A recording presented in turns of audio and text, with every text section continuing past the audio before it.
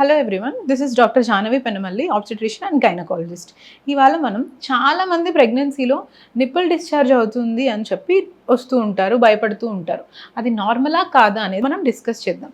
యూజువల్గా nipple discharge ప్రెగ్నెన్సీలో normal. ఎప్పుడు నార్మల్ అంటే అది ప్రెగ్నెన్సీలో 60-70% వాళ్ళలో ఈ నిప్పుల్ డిశ్చార్జ్ అనేది ఉంటుంది. ఇది ఎందుకు వస్తుంది? Due to the hormone changes in the pregnancy and మన బాడీ బ్రెస్ట్ ఫీడింగ్ కోసం ప్రిపేర్ అవుతూ ఉంటుంది. ఎలాగా? ఫస్ట్ స్టార్టింగ్ నుంచి there will be change in the colour, size, mild tenderness లాంటివి అండ్ హెవీనెస్ లాంటివి ఉంటూ ఉంటాయి. And also because of the stimulation of the nipple or the breast. ఇది ఏంటి అంటే colostrum or milk, first milk అంటారు. ఇది మనకు వస్తూ ఉంటుంది అనమాట.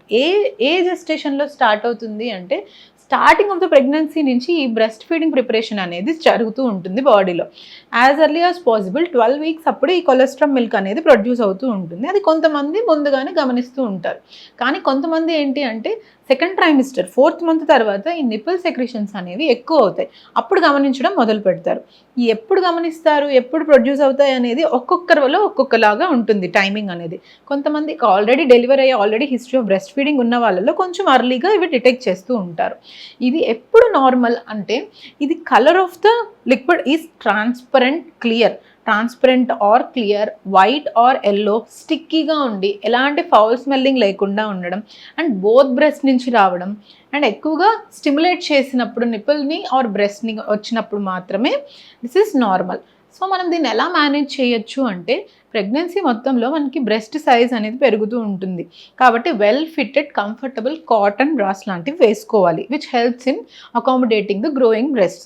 And also use the breast pads so that ఆ సెక్రిషన్స్ అన్నీ అబ్జర్వ్ చేసుకుంటాయి. సో మనకు అక్కడ వెట్గా ఉండకుండా ఇన్ఫెక్షన్స్ ఏం రాకుండా ఉండడానికి యూజ్ అవుతూ ఉంటాయి. And you need not wash the breast area with strong soaps, just warm వాటర్తో లేదా మైల్డ్ సోప్స్తో మాత్రం మెయింటైన్ చేసుకుంటే సరిపోతుంది. అండ్ మనం ఫస్ట్ మెయిన్గా స్టిమ్యులేట్ చేయొద్దు ఇంకా బ్రెస్ట్ని. ఇలా వస్తుంది అని చెప్పి ప్రెస్ చేస్తూ ఉంటే ఇంకా ఎక్కువ అవుతాయి. అలాంటివి చేయకుండా ఉండాలి. ఎప్పుడు కన్సర్న్ అవ్వాలి, ఎప్పుడు హాస్పిటల్కి వెళ్ళాలి అంటే కనుక ఈ డిశ్చార్జ్ అనేది వైట్గా కాకుండా bloody or green or foul smelling లాగా ఏమైనా ఉంటే, లేదంటే ఏదో ఒక బ్రెస్ట్ నుంచి మాత్రమే వస్తున్నాయి, ఈవెన్ విదౌట్ స్టిమ్యులేటింగ్ ఎక్కువగా వస్తున్నాయి మీకు and associated with any swelling కానీ అక్కడ గడ్డలాగా నొప్పి రావడం, చీములాగా రావడం, లేదంటే జ్వరం రావడం, ఇలాంటివి ఏమైనా ఉంటే కనుక వెంటనే డాక్టర్ని కలవాల్సి ఉంటుంది. ఓవరాల్గా చూసుకుంటే టేక్ హోమ్ పాయింట్ ఏంటి అంటే ఇప్పుడు చాలా మందిలో ఈ నిపుల్ డిశ్చార్జ్ అనేది కామన్ ప్రెగ్నెన్సీలో. ఇలా వస్తున్నంత మాత్రాన ఇప్పుడే మిల్క్ వచ్చేస్తున్నాయి, బేబీ డెలివరీ అయిన తర్వాత సరిపోవేమో అని టెన్షన్ పడుతూ ఉంటారు కొంతమంది. అలాంటిది ఏమీ ఉండదు. అండ్ కొంతమందిలో ఈ నిపుల్ డిశ్చార్జ్ అనేది ఉండదు. అలా లేనప్పుడు మా బేబీకి ఏమైనా మిల్క్ ప్రొడక్షన్లో ప్రాబ్లం అవుతుందా అని డౌట్ ఉంటుంది. అలాంటి డౌట్ కూడా ఏం అవసరం లేదు. This is normal.